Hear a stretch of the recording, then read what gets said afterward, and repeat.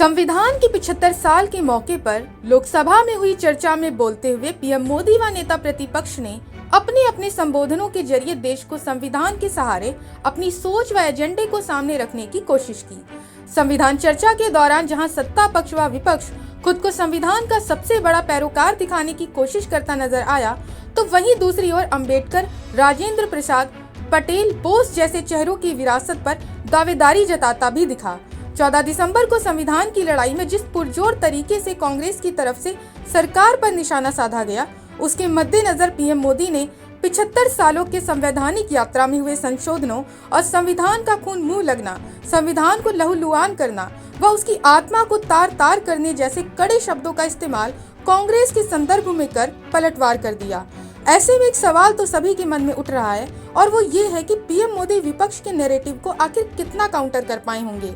तो ऐसे में आपको विस्तार से बताते हैं कि आरक्षण को लेकर शुरू हुई इस जुबानी जंग में कौन किसे और कितनी पटकनी दे पाया।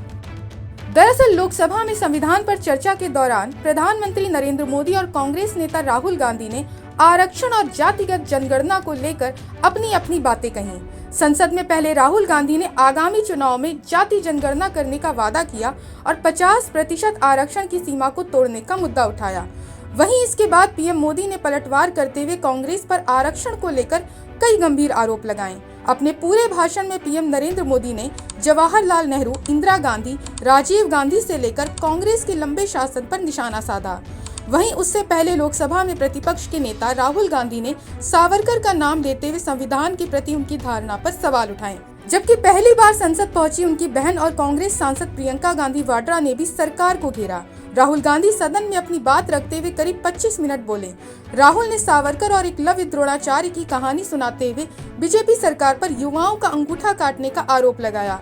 राहुल ने कहा, जैसे एकलव्य का अंगूठा काटकर द्रोणाचार्य ने उनका हुनर ले लिया था, उसी तरह बीजेपी सरकार अग्निवीर से युवाओं का अंगूठा काट रही है। अडानी को सारे कारोबार, इंडस्ट्री, पोर्ट, एयरपोर्ट देकर किसानों और युवाओं का गला काटा जा रहा है। जैसे एकलव्य का अंगूठा काटा गया, वैसे ही आप हिंदुस्तान के युवाओं का सबका अंगूठा काटते हो। जब आप अडानी जी को धारावी देते हो,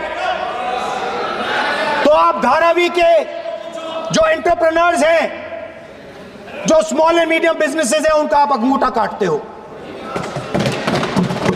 जब आप हिंदुस्तान के पोर्ट्स, एयरपोर्ट्स, डिफेंस इंडस्ट्री, ये सब जब आप अडानी को देते हो,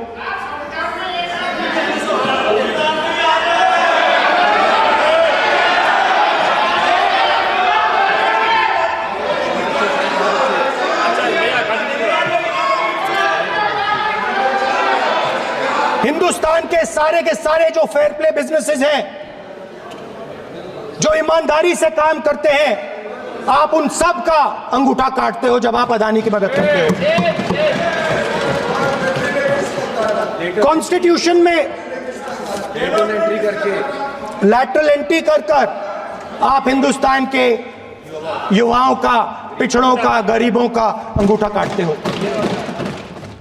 ऐसे में जहां पिछले कुछ समय से विपक्ष ने जिस तरह से देश की संवैधानिक संस्थाओं पर हमले की बात करते हुए मोदी सरकार पर देश के लोकतंत्र व संवैधानिक मूल्यों पर की अनदेखी का आरोप लगाया और लोकसभा चुनाव में विपक्ष की ओर से संविधान की प्रति लेकर अपनी चुनावी लड़ाई लड़ी गई, उसका जवाब देने के लिए पीएम मोदी ने संविधान के 75 साल के मौके पर हुई चर्चा को अपने लिए सुनहरा मौका माना।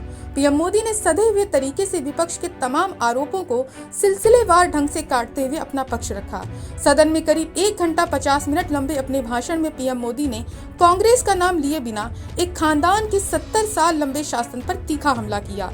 उन्होंने कहा कि बाबा साहब भीमराव अंबेडकर ने समता और संतुलित विकास के लिए आरक्षण की संकल्पना दी थी, लेकिन कांग्रेस ने इसका विरोध किया और दशकों तक मंडल कमीशन की रिपोर्ट को दबाए रखा।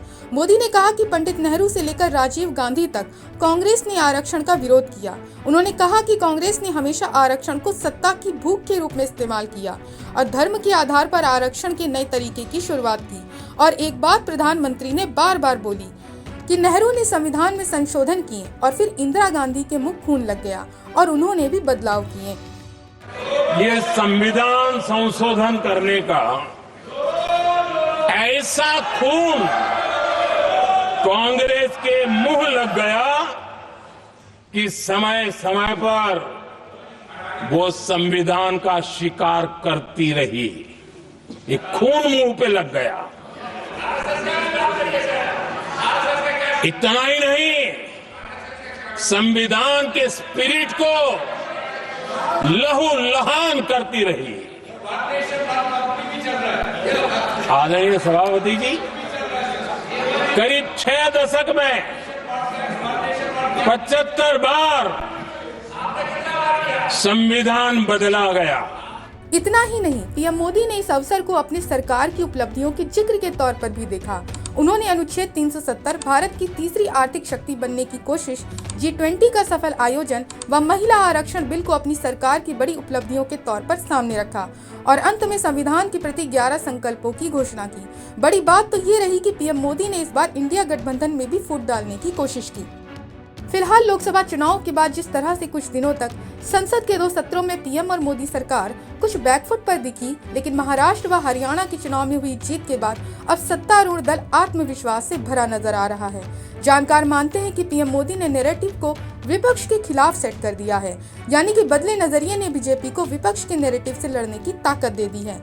ऐसे में जिस संविधान को ढाल बनाकर इंडिया गठबंधन राजनीति कर रहा था, उसे फिर एक कदम पीछे खींचकर अपनी रणनीति पर काम करना पड़ेगा। Bureau report, Punjab Kesari TV.